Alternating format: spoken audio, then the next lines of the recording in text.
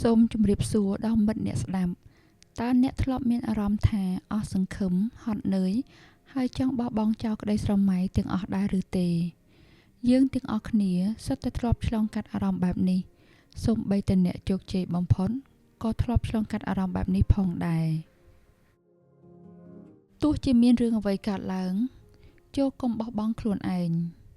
ពាក្យថាកុំបោះបង់ខ្លួនឯងមិនមែនគ្រាន់តែជាពាក្យស្លោកនោះទេវាមានន័យថាកុំបោះបង់ចោលជំនឿលើសក្តានុពលផ្ទាល់ខ្លួនវាគឺជាការសម្រេចចិត្តបដិសេធមិនឲ្យការបរាជ័យមួយដងឬពីរដងឬការរិះគន់ណាមួយមកកំណត់ជោគវាសនារបស់អ្នកឡើយមនុស្សជាច្រើនបោះបង់ព្រោះខ្លាចបរាជ័យឬយល់ថាបរាជ័យជាអវសានប៉ុន្តែអ្នកត្រូវចាំថាបរាជ័យគឺជាបទពិសោធន៍មិនមែនជាការបញ្ចប់ជីវិតរបស់អ្នកឡើយឧទាហរណ៍ដូចជាលោក Thomas Edison បានព្យាយាមរាប់ពាន់ដងទើបរកឃើញអំពូលភ្លើងគាត់មិនបានបរាជ័យទេគឺគាត់គ្រាន់តែដឹងពីវិធីរាប់ពាន់ដែលមិនបានដំណើរការរាល់ពេលដែលអ្នកដួលសូមសួរខ្លួនឯងថាតើខ្ញុំបានរៀនអ្វីខ្លះពីបញ្ហានេះតើខ្ញុំត្រូវកែប្រែវាដូចម្តេចសូមកុំបន្ទោសខ្លួនឯងតែត្រូវយកចិត្តទុកដាក់លើការកែលម្អនេះជាជំហានដំបូងដើម្បីមិនបោះបង់ចោលខ្លួនឯងជួនកាលយើងបោះបង់ព្រោះគោលដៅហាក់ដូចជាធំធេងពេកគួរឲ្យខ្លាចពេកការមើលឃើញចម្ងាយឆ្ងាយអាចធ្វើឲ្យយើងចុះចាញ់មុននឹងយើងចាប់ផ្ដើមពេលខ្លះយើងគួរប្រើវិធីសាស្ត្រនៃការបែងចែកជំនួសឲ្យការរត់ម៉ារ៉ាតុង42គីឡូម៉ែត្រក្នុងមួយថ្ងៃសូមគិតត្រឹមហ្វឹកហាត់រត់ត្រឹម1គីឡូម៉ែត្រក្នុងមួយថ្ងៃសិនសូមចងចាំថា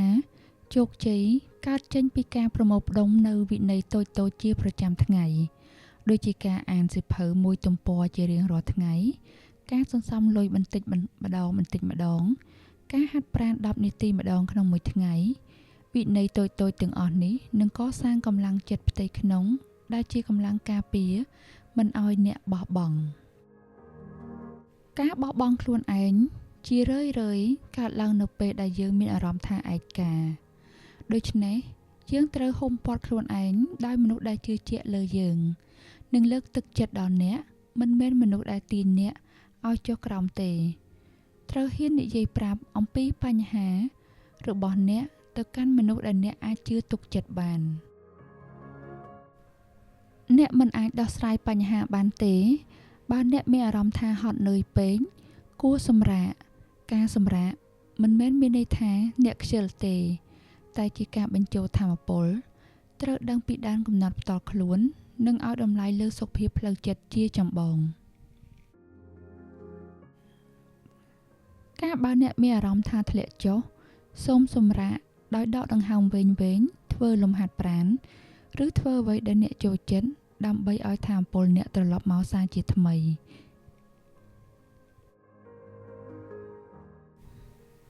មិនថាអ្នកជួបរឿងអ្វីក៏ដោយមានបញ្ហាប្រឈមច្រើនយ៉ាងណាក៏ដោយសូមកុំបោះបង់ចោលខ្លួនឯងសូមផ្លាស់ប្ដូរទស្សនៈចំពោះការបរាជ័យឲ្យក្លាយទៅជាមេរៀននិងជាបទពិសោធន៍សម្រាប់ជីវិតសូមបំបែកគោលដៅធំឲ្យទៅជាជំហានតូចជាប្រចាំថ្ងៃនិងស្វែងរកការគាំទ្រនិងថែទាំសុខភាពផ្លូវចិត្តជាចម្បងសូមចាំថាអ្នកជាមនុស្សដែលមានតម្លៃហើយអ្នកមានសមត្ថភាពការតស៊ូរបស់អ្នកថ្ងៃនេះគឺជាជោគជ័យរបស់អ្នកនៅថ្ងៃស្អែកកុំឲ្យការលំបាកកំណត់ថាអ្នកជាមនុស្សបែបណាសូមជឿជាក់លើខ្លួនឯងហើយកុំបោះបង់ចោលខ្លួនឯង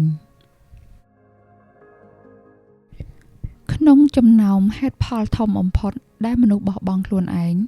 គឺដោយសារសំឡេងតូចនៅក្នុងខួរក្បាលរបស់យើងដែលតែងតែនិយាយថាអ្នកមិនអាចធ្វើវាបានទេឬអ្នកមិនសមនឹងទទួលបានជោគជ័យមួយនេះ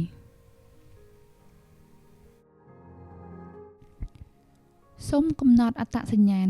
និងជំនួសចំពោះខ្លួនឯង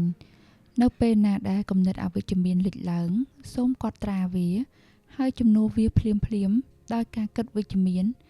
ឬការបញ្ជាក់អំពីសមត្ថភាពផ្ទាល់ខ្លួនដែលអ្នកមានឧទាហរណ៍បើគំនិតនិយាយថាខ្ញុំបរាជ័យរហូតសូមជំនួសដោយពាក្យថាខ្ញុំបានរៀនអំពីមេរៀនដ៏សំខាន់មួយនេះហើយខ្ញុំនឹងប្រើបទពិសោធន៍នេះដើម្បីធ្វើឲ្យវាល្អប្រសើរជាងមុនកុំអនុញ្ញាតឲ្យសំឡេងនោះកាន់កាប់ចង្កូតនៃជីវិតរបស់អ្នកត្រូវតែកំណត់និងជាអ្នកកាច់ចង្កូតនៃជីវិតរបស់ខ្លួនឯងចូលបង្កើតទម្លាប់នៃការតាំងចិត្តភាពមិនចោះចាញ់គឺផ្អែកលើការតាំងចិត្តភាពជោគជ័យមិនមែនជាព្រឹត្តិការណ៍ទេតែជាលទ្ធផលនៃទម្លាប់ដែលយើងធ្វើជាប្រចាំសូមចាប់ផ្ដើមអនុវត្តទម្លាប់តូចៗដែលជំរុញឲ្យអ្នកទៅមុខឧទាហរណ៍ការក្រោកពីដំណេកឲ្យចំម៉ោងដែលបានកំណត់